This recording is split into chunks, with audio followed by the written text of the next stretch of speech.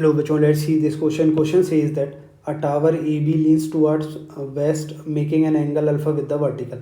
The angular elevation of B, the topmost point of the tower, is 60 degree as observed from a point C due east of A at a distance of 10 feet from A.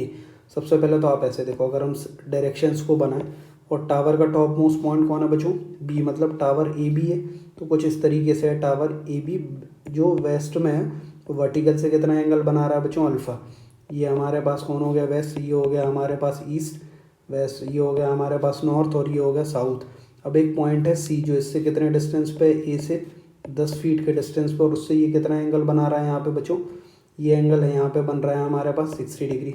फिर क्या है हमारे पास कि फिर से हमारे पास if the angular elevation of B from a point D due east of C at a distance of 20 feet, मतलब सी से एक पॉइंट है डी, ये कितने डिस्टेंस पे है बच्चों हमारे पास 20 मीटर, मतलब 20 फीट, और ये डिस्टेंस हमारे पास कितना, ये एंगल कितना बन रहा है 45 डिग्री। हमें क्या निकालना है, 2tan अल्फ़ा। आप ऐसे देखो, ये सारे डिस्टेंसेस हैं हमारे पास, ये एंगल भी है हमारे पास, तो आप यहाँ पे सॉल्यूशन ऑफ ट्राइंगल से एक थ्योरम अप्लाई करो, अप्लाई एमएन थ्योरम।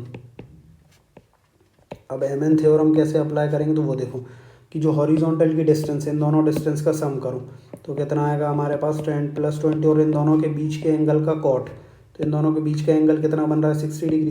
तो ये डिस्टेंस और ये डिस्टेंस के बीच में जो पॉइंट आ रहा है उस पर कितना एंगल बन रहा है, तो ये कितना आएगा बच्चों, cot 60 degree is equal to, अब ये जो डिस्टेंस है इसके जस्ट अपोजिट वाला एंगल, तो कितना आएगा 10 इंटू, ये हो गया कॉट 45 माइनस में, फिर ये हो गया 20 इंटू, और ये कॉट के लिए एंगल ध्यान रखना है 20 के 45, इस वाली डिस्टेंस के अपोजिट में एंगल अल्फ़ा नहीं है, पूरा एंगल लेना पड़ेगा, तो 20 इंटू कॉट कितना आएगा बच्चों हमारे पास 90 प्लस अल्फ़ा। तो फाइनली क्या आएगा, ये हमारे हो गया 30 divided by √3 is equal to, ये हो गया 10 माइनस, मतलब ये प्लस हो जाएगा, कॉट 90 प्लस अल्फ़ा को 20 10 अल्फ़ा, ये 0 0 कैंसिल आउट, तो फाइनली हमारे पास क्या बचा वो देखो, 10 अल्फ़ा इज इक्वल टू, ये हो गया हमारे पास 3/√3 माइनस 1 इज इक्वल टू कितना आएगा बच्चों, √3 माइनस 1।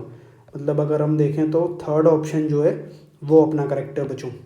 यहाँ पे हमारे पास एमएन थ्योरम हमें याद होना चाहिए था किस तरीके से अप्लाई करना है एक ट्रायंगल में।